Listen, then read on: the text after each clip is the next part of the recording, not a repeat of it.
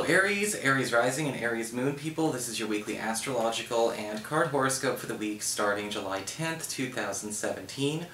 I don't know if Rambo's going to be showing up for this video. It is very, very warm and everyone is just laid out right now. So if he comes, but if he doesn't, I'm sorry.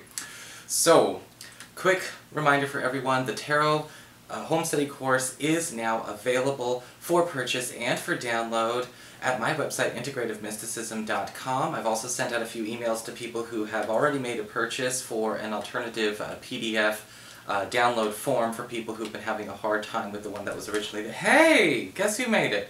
For the people who had a hard time, who had a hard time being there already.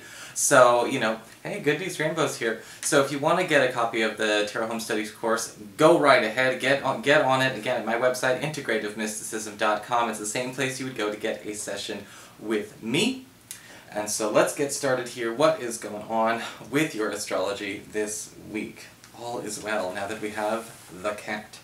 So, this week, on Monday, we've got the Sun in Cancer, in your 4th house of home and family, forming its formal opposition to Pluto, currently retrograde in your 10th house. And it looks like there may be a Sophie's choice coming up between something that is actually restarting or starting over when it comes to work and career and finances versus plans that you have for your home or for your family. This could be an idea clash, this could be a schedule clash, this may also be something coming back from your past relating to your work and your career, and it could be a good thing showing up at a tough time. This may be a commitment that you have made, and maybe there might be a situation that has been double booked, and it may cause a delay in some kind of move or some kind of shift, or maybe even something that you were planning on doing with the home and the family, so it will need some serious sorting out. Either we'll have to further this delay, which it will come back again with work, or we may have to create a situation where there's a bit of a reschedule, unfortunately. However, later on in the week, we've got Mercury recently moved into Leo, your 5th house of love and romance, forming a charming sextile to Jupiter, currently in your 7th house of committed partnerships. And we have expansion and acceleration when it comes to your love life. Whether it's finally getting to make up for some lost time if we've been having some distance when it comes to a lover, when it comes to an intended, to a crush, or possibly even getting things a bit more deep in a dating situation that could actually start cementing some romantic opportunities for a lot of you. When we see these two come together, Jupiter expands on an activity or on a pastime or the bonding or the relationship that is already there between you and a special somebody. And with Mercury also adding to the mix, we're kind of speeding up progress in this area, whether it's a journey you were going on together, or a project, or some kind of routine that you were trying to get established and made regular. So, very good news on that front. So what's going on with your cards this week? Well, for your spiritual advice, we do have the card of She Who Laughs. And it doesn't really necessarily look like she's laughing, but that's the card. And when I look at the She Who Laughs card, I always think about where is this week definitely going to be at its best when you not only remember humor, but also remember to be able to keep things from escalating emotionally and mentally. With Jupiter in the 7th house, sometimes it's very easy for us to, kind of feed a lot of energy into the external, whether it be a good thing or a bad thing. And sometimes we can actually be caught up in environments and in situations where a person may not actually have composure, which is a word you don't hear very much in 2017. And it's important to be able to understand where other people need that composure. They need that perspective. The She Who Laughs card can talk about a lot of problems that come up that can easily be minimized with humor. Minimalized, maybe. And, sometimes people, when they think minimize and minimalize, they think, oh, we're trivializing it. We're not validating the big emotions that are coming up. And it's not that we're not validating them, we're just not feeding those things. We're not feeding that negativity. We're not making that atmosphere, that situation bigger than it really is. And that may be hard for a lot of people to do, especially with the Pluto-Sun opposition, which is happening for everyone this week. So, stay on top of that. You're going to be able to dodge a lot. For your Earth sector, when it comes to your work and finances, we do have the Lover's card reversed. And again, we have a situation where we're going to be forced to break off some kind of commitment, or perhaps actually change the terms of a commitment that we need to that we've either previously signed off on or agreed to because of some kind of extra wrench that has come in.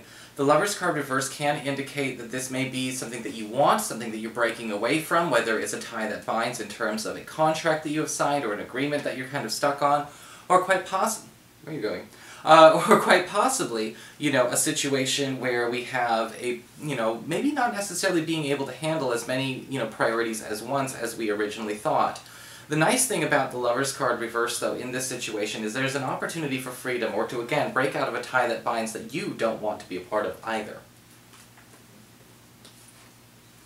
For your communications with air, when it comes to your friends, your relatives, and the others in your life, we've got the Four of Cups reversed.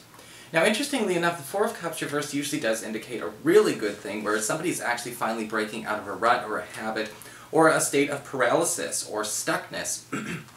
And whatever this state was has been a problem for you, or the greater social group, or the greater family group. Sometimes people do end up paralyzing themselves for whatever reason. And with the Four of Cups reversed, this person's change in approach, change in attitude, or simply being able to finally actually do their part is making all the difference for everybody here. This could be a situation where somebody was holding up the works by waffling, sitting perfectly still, getting obsessive about other things in their life that weren't going to change. And what's going to happen this week is we finally have this person seeing the light. And usually with the Four of Cups reversed, this is also something kind of random. This is not something that you're going to see coming, so, you might not necessarily be able to say this resonates with me, prior to the week taking place. But this is something that I think that this turnabout may actually be a pleasant surprise. It's an unexpected 180, and somebody who's been a bit of a problem for you.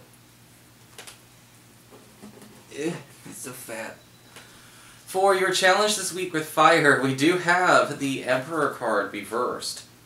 And this card can indicate a bit of a problem coming up, I think, with somebody who is not handling their position of authority very well. Whether this is somebody who is meant to be an authority figure and not doing it very well, whether it's a boss, a landlord, possibly, even a spouse or somebody in your life where it's like, look, you're supposed to be an adult here, you're supposed to be the parent, again, you're supposed to be the leader. Maybe you didn't want this. Maybe you got into this situation because you thought other people were going to take care of you.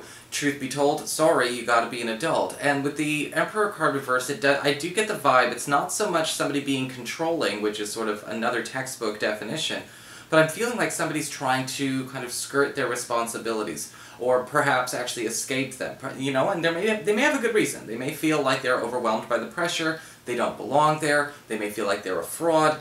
But the Emperor card reverse says, nonetheless, this person is in that position and he or she does need to do their job. And the Emperor card reverse can indicate this may come up in a couple of spots. If somebody is deciding that they're going to crack under that pressure, that means there's a lot of, there's a lot that needs to be sorted out for the people who count on them to handle it. Okay, so we're going to have to, remind people of their adult responsibilities. For your emotions with water and your romantic life, we do have the Devil card reversed. Well, this week, with the Devil card reversed, it's not a bad reversed card. It seems to me some negative influence that has been standing in the way of you actually being able to spend time with a partner or get closer to a partner, or an intended or a crush if you're just dating, will be stepping aside. If you feel like you've had competition for somebody's attention in the dating field, or perhaps this might actually just be a difficult habit or pastime, or maybe too much work, or, a family member or a demanding friend that's been kind of, pulling people aside and again kind of getting in the way, being the big old heavy third wheel. We have this situation finally dissolving itself.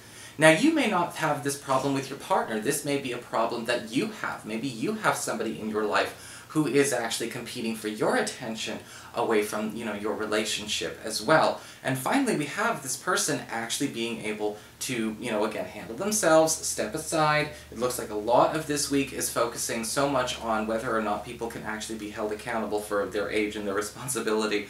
And I think that this week could be a bit of a relief with the Devil card reversed. It won't be competing with your love life anymore. So that is your horoscope, Aries. I hope you enjoyed it.